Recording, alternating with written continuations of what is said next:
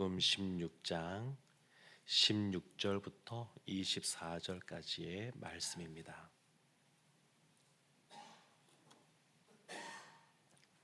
요한복음 16장 16절부터 우리 한 절씩 말씀을 교독하겠습니다.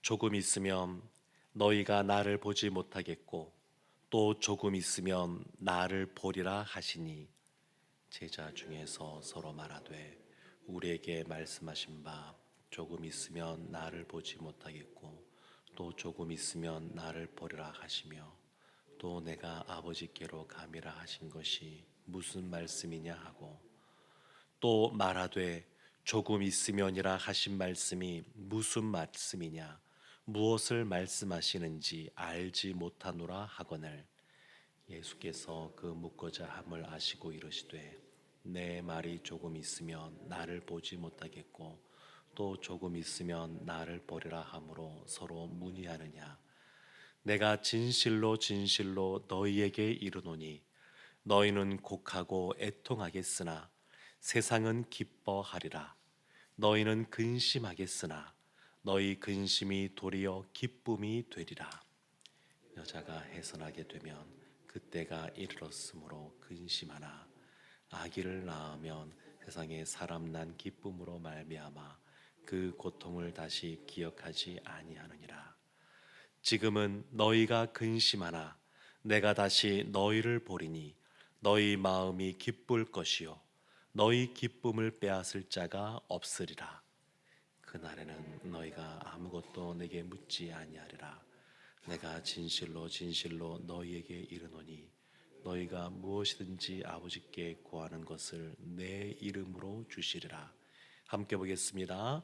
지금까지는 너희가 내 이름으로 아무것도 구하지 아니하였으나 구하라 그리하면 받으리니 너희 기쁨이 충만하리라. 아멘.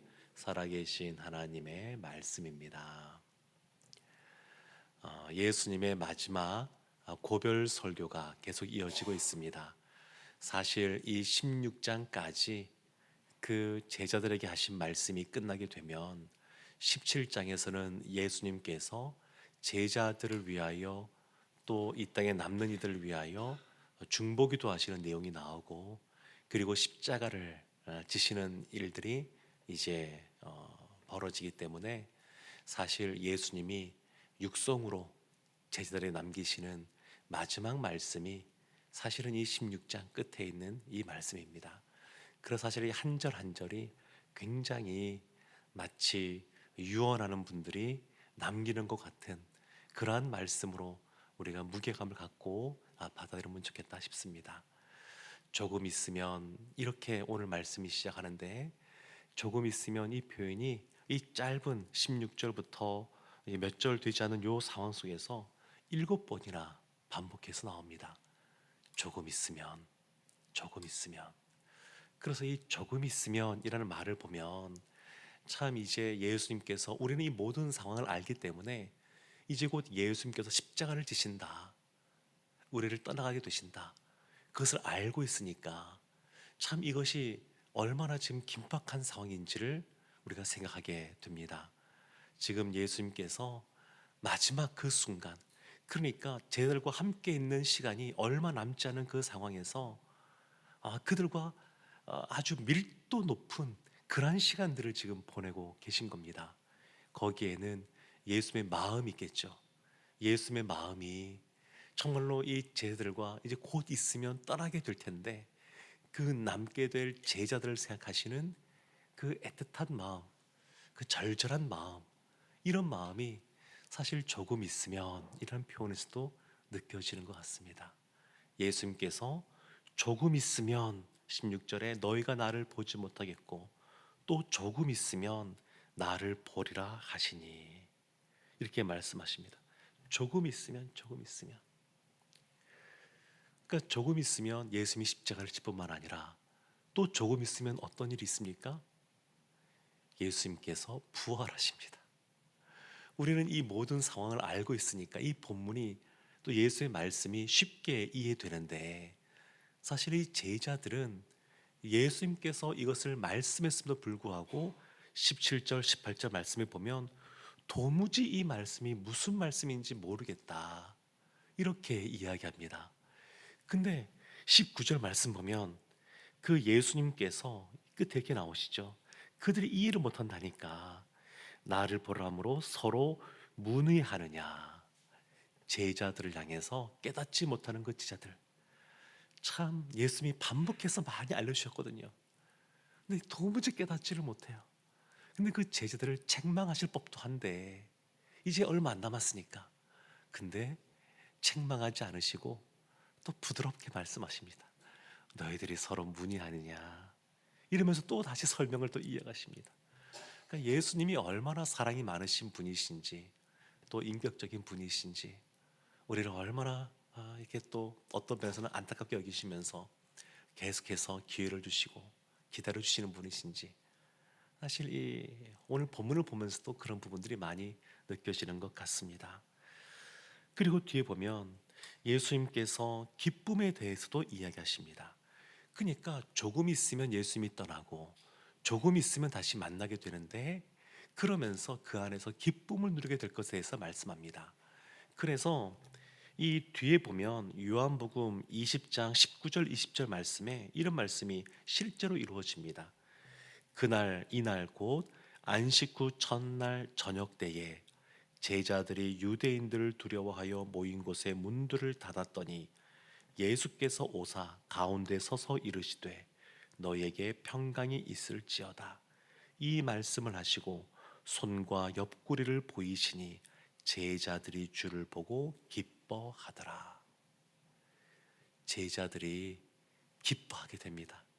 예수의 말씀하신 것처럼 조금 있으면 만나게 된다고 말씀하시는데 다시 만나게 돼서 기뻐하게 됩니다. 근데 여기서 조금 있으면 나를 보리라 하신 이 말씀이 1차적으로는 직접적으로는 예수님의 부활을 의미하는 것이지만 사실 조금 더 눈을 들어보게 되면 오늘 본문 앞에 반복해서 나온 것이 뭐냐면 성령께서 하시는 일에 대해서 나오고 있습니다. 그래서 이것은 성령님이 오신다는 것으로도 해석이 가능합니다. 예수님의 제자들은 직접 예수님의 부활을 그들은 목도하게 되었지만 이 세상을 살아가는 우리들은 그것을 직접 눈으로 보는 것은 아니고 믿음으로 그것을 바라보고 우리가 믿고 살아가는데 이런 우리에게 주시는 것이 뭐냐면 성령님입니다. 성령님. 그러니까 예수님이 떠나가시면 누가 오신다고 말씀하시냐면 성령께서 오신다고 말씀하고 있습니다. 그러니까 그 성령님을 통해서 예수 그리스도가 보이는 겁니다. 그러니까 이 성령님과 예수님은 한 분이시니까. 그러니까 이 성령님이 오셨을 때에 우리가 그 예수님을 보는 그러한 경험을 하게 됩니다. 예수님께서 20절 말씀에 보면 그들에게 조금 더 이런 설명들을 덧붙여서 하십니다. 내가 진실로 진실로 너희에게 이르노니 너희가 곡하고 애통하겠으나 왜 곡하고 애통할까요? 예수님이 십자가에서 돌아가셨으니까. 예수님이 잡히시고 십자가의 고난을 받으시고 돌아가시니까 그들 가운데 이 애통함이 있는 겁니다.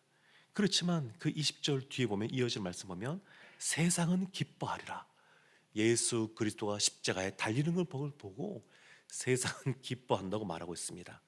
그렇지만 뒤에 이어지는 20절 후반절을 보면 너희는 근심하겠으나 너희 근심이 도리어 기쁨이 되리라.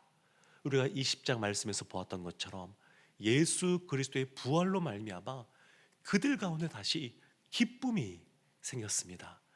여기서 말하는 어떤 근심 이런 것들은 단순히 어떤 염려 이런 걸 떠나서 그 고통 속에서 오는 슬픔 이런 것을 말하거든요. 그러니까 그와 같은 그 큰 내적인 그러한 고통 속에서 오는 큰 슬픔, 상실의 깊은 곳에서 오는 큰 슬픔, 그것을 예수님께서 다시 기쁨이 되리라 이렇게 말씀하고 있습니다. 그리고 21절 말씀에 보면 다시 한 번 더 설명하는데 여자가 해산하게 되면 그때가 이르렀으므로 근심하나 아기를 낳으면 세상에 사람 난 기쁨으로 말미암아 그 고통을 다시 기억하지 아니하느니라. 엄마들은 이것을 좀 더 잘 이해할 수 있지 않을까 싶습니다. 우리 박유리 전사님이 어제 아기를 낳았습니다. 주일까지 사역을 하고 월요일 날 저녁에 산통이 시작되고 어제 새벽에 아기를 낳았다는 얘기를 들었습니다. 마지막까지 사역하느라고 쉽지 않았을 텐데 아기 낳았다고 기쁨의 소식을 전해 오셨어요. 그러니까 해산을 하게 되면 그런 것 같습니다. 해산을 하게 되면 그 기쁨이 있는 것 같습니다. 기쁨이. 그러면 우리 남자 성도님들은 어떻게 이것을 이해할 수 있을까요? 이해할 수 있는 길이 있습니다. 사도 바울이 결혼하지 않고 그리고 아이를 낳아본 적도 없지만 그러나 복음을 전하고 그들이 예수 그리스도 안에서 새 생명을 얻게 되는 것을 통해서 부모가 자녀를 얻는 기쁨을 누립니다. 그러니까 모든 믿는 사람들은 이것을 다 누릴 수가 있는데 그것은 복음을 전하고 그들이 예수를 믿고 주님의 자녀가 되어서 새롭게 그의 생명이 태어나는 걸 통해서 이러한 기쁨을 맛볼 수 있습니다. 그리고 예수님께서 23절, 24절에 마지막에 이런 말씀을 하십니다. 사실 오늘 본문 말씀에서 명령형이 딱 하나 있습니다. 그것이 뭐냐면 24절에 보면 중간에 구하라 이런 말씀이 나오거든요. 유일한 명령입니다. 오늘 본문에 나오는 구하라. 구하라고 말씀하세요. 23절에 이렇게 다시 보면 이렇게 나오죠. 그날에는 너희가 아무것도 내게 묻지 아니하리라. 내가 진실로 진실로 너희에게 이르노니. 예수님이 지금 강조하고 있는 겁니다. 간절한 마음을 담아서 그들을 곧 떠나게 되면서 남아있게 될 그들을 향해서 너희가 다시 기쁨이 있을 것이다 말씀하시지만 그들에게 당부하시는 것, 그 간절한 마음을 담아서 말씀하시는 진실로 진실로 무엇을 말씀하시느냐? 23절 뒷부분에 너희가 무엇이든지 아버지께 구하는 것을 내 이름으로 주시리라. 너희가 무엇이든지 아버지께 구하는 대로 하나님께서 주신다고 말씀하고 있습니다. 그러니까 24절에 뭐라고 말한 거냐면 지금까지는 너희가 내 이름으로 아무것도 구하지 아니하였으나 아무것도 구하지 않았으니까 받지 못하는 것이죠. 그러니까 아버지께서는 구하는 자에게 주시니까 24절 중간에 구하라 그리하면 받으리니 구하라는 겁니다. 구하라고 하는 것, 기도하라고 하는 것, 간구하는 겁니다. 그러면 받는다고 말씀하고 있습니다. 예수 그리스도의 이름으로 주시겠다고 말씀하고 있습니다. 그러면 너희 기쁨이 충만하리라.